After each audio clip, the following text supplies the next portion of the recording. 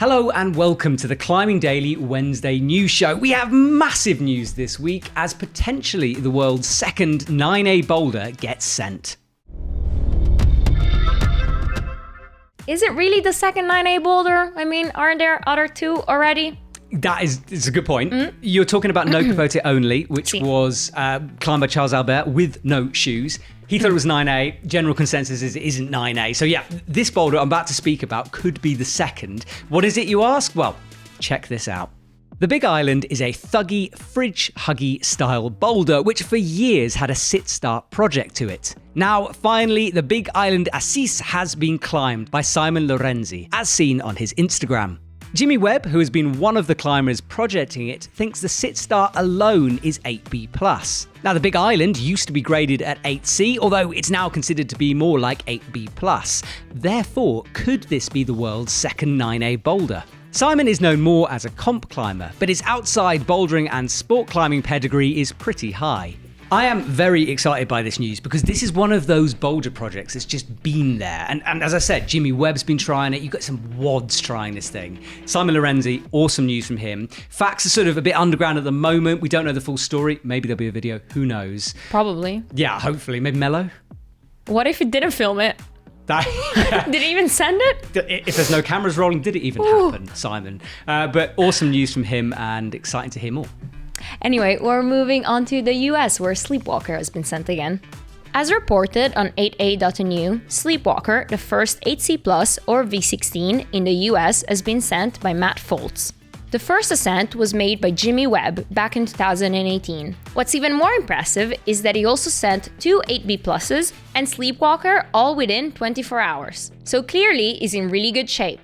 So I feel we're talking about like bouldering test pieces. So this is a test piece in the US, and Big Island, I guess, is the new one in Europe. Yeah, I totally agree. I didn't realize that was the first 8C Plus in North America. I think so. You think so?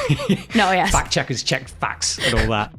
A few weeks ago, we reported on a team of 10 climbers who were the first ones to summit K2 in winter. Now, we know how difficult and dangerous that mountain is, and in the last few days, tragedy has struck. K2 is a mountain that draws climbers from all around the world, and the difficulties and dangers are only increased in winter. As reported on Planet Mountain, Bulgarian climber Atanas Skatov has died whilst climbing down the mountain. He fell close to the Japanese Camp 3, and the accident occurred when he was changing between fixed ropes and fell. His body was removed from 5,500 meters by an army helicopter. He was an incredibly experienced mountaineer who has summited 10 8,000-meter peaks. Worrying news is also developing about the disappearance of 3 climbers on the mountain. Juan Pablo Moore, Mohammed Ali Sandapar and John Snorri have been missing since last Friday. They had been making a summit attempt on the mountain. There have been army helicopter searches up to 7,000 meters, and a rescue attempt is underway by members of their team. This is an evolving story, and we will bring you updates as they emerge.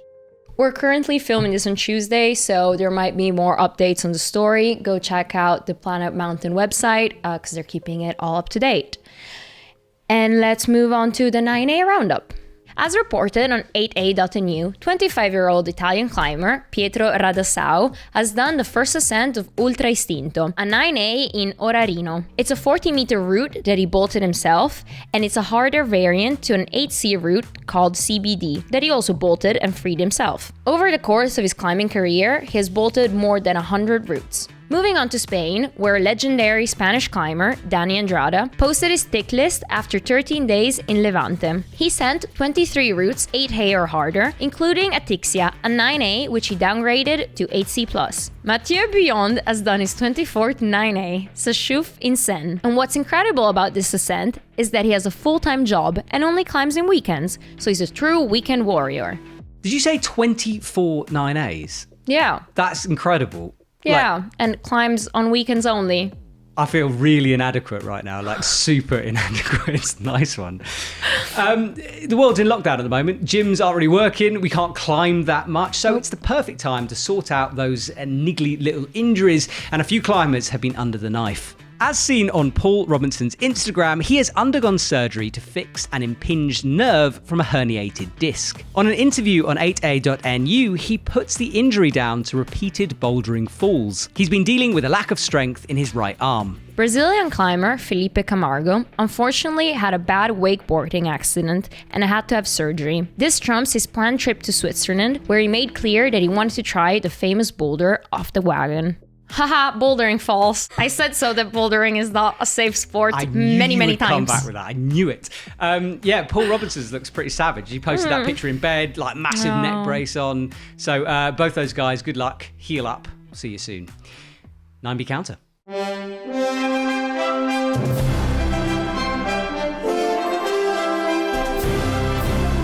No 9Bs. No 9Bs. This is a bit of a shame because if we had past counters, we would have possibly had a 9A boulder, but we haven't got it anymore. It's not really up to us anymore. It's up to David. Yep. If he wants to, keep it going, got 2 cents this week. I'm so excited to see what David has. I've read his email and it's like internet trawling and he's got programs worked out and the whole thing. David, our 9B counter master, doing a great job, mate. Looking forward to seeing the results soon.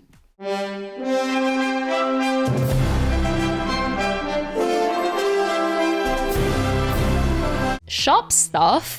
The winter sale is still going on the EpicTV shop, so go shopping if you need climbing gear, because we got climbing gear and clothes. What do you need to get? Lots of many things, but you've got to be quick because the winter sales don't last forever, and once this is gone, that's it. Boom, gone. So hurry up and grab a bargain. Now, Brexit.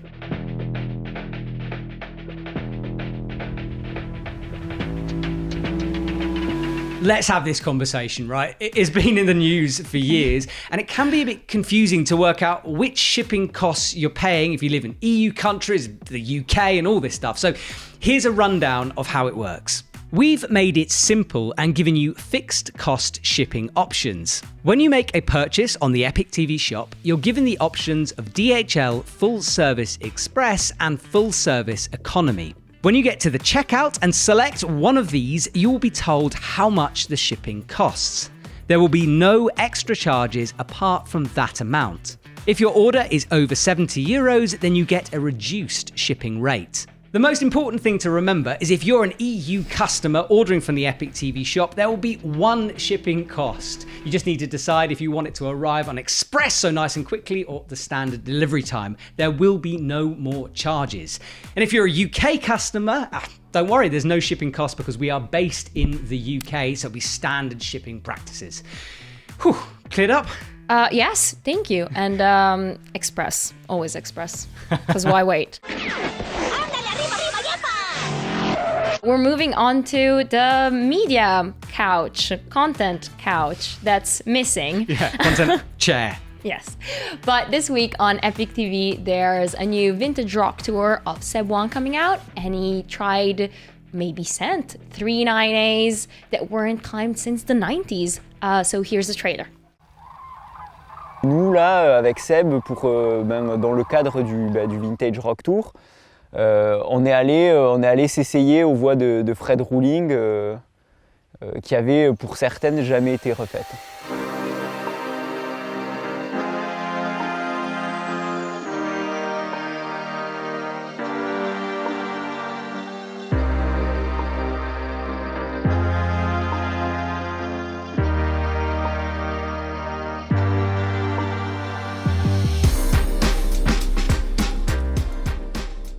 That movie will be released later in the week on Epic TV, so make sure you subscribe or you'll miss that. And while you're about it, mash the subscribe button for Climbing Daily as well, otherwise you will miss out on all of our content that comes at you pretty much every single day. Okay, comment of the week. Yes.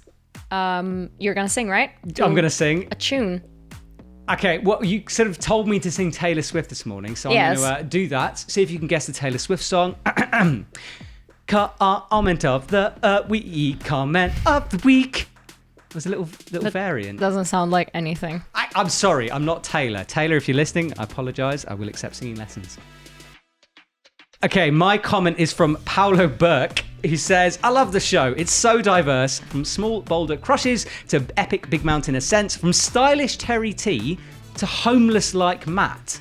Oh, Paolo? oh. Homeless? Last week I was in my most stylish thing. I had my block held and jumper on. I had a beanie on. All right. You tried. I did try really hard. This week I've gone less, high maintenance. Just gone for the red Arc'teryx. jumper. Yeah, well, Arc'teryx ain't high maintenance. I mean, it is high maintenance, quality. I gotta shout out to Matthew, my friend in Scotland, who gave me this scarf. Thank you, Matthew, in Scotland. So thank you for keeping me stylish.